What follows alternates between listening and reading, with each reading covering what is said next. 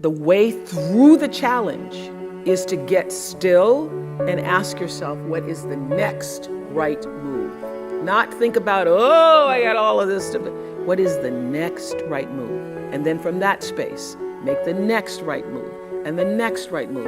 And not to be overwhelmed by it, because you know your life is bigger than that one moment. You know you're not defined by what somebody says is a failure for you, because failure is just there to point you in a different direction.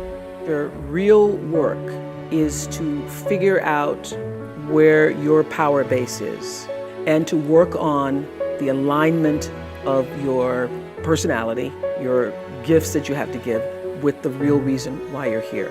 That's the number one thing you have to do, is to work on yourself and to fill yourself up and keep your cup full. Keep yourself full.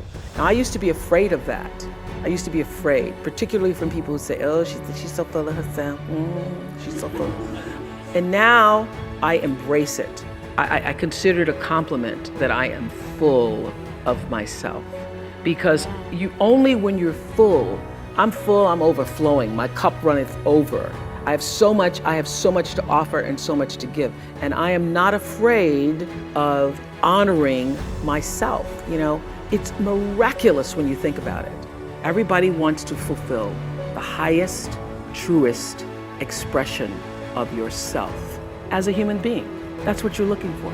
The highest, truest expression of yourself as a human being. And because I understand that if you're working in a bakery and that's where you want to be, and that may be what you've always wanted to do, is to bake pies for people or bake cakes for people or to offer your gift, then that's for you. And there's no difference between you and me, except that's your platform, that's your show every day.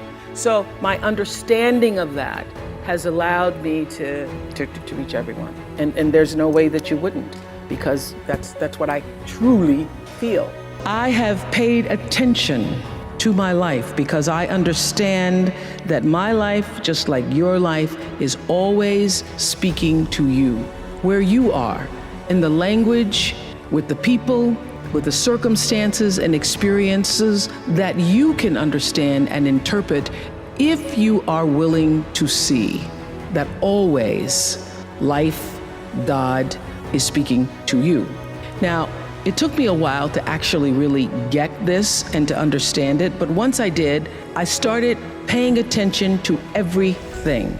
There's a bigger dream waiting for you, just waiting for you to step into it, Your life is big, your life is huge, and we spend so much time wanting to be in somebody else's life. And you don't get honored, you don't get revered, you don't get celebrating wanting what somebody else has, because that which created you, divine intelligence that dreamed you from before your ancestors ever knew they would become your ancestors, that which dreamed the seed of you, wants you to know how special, how wondrous, how mysterious, how complex, how glorious, how phenomenal you are. And you get no credit messing in somebody else's territory.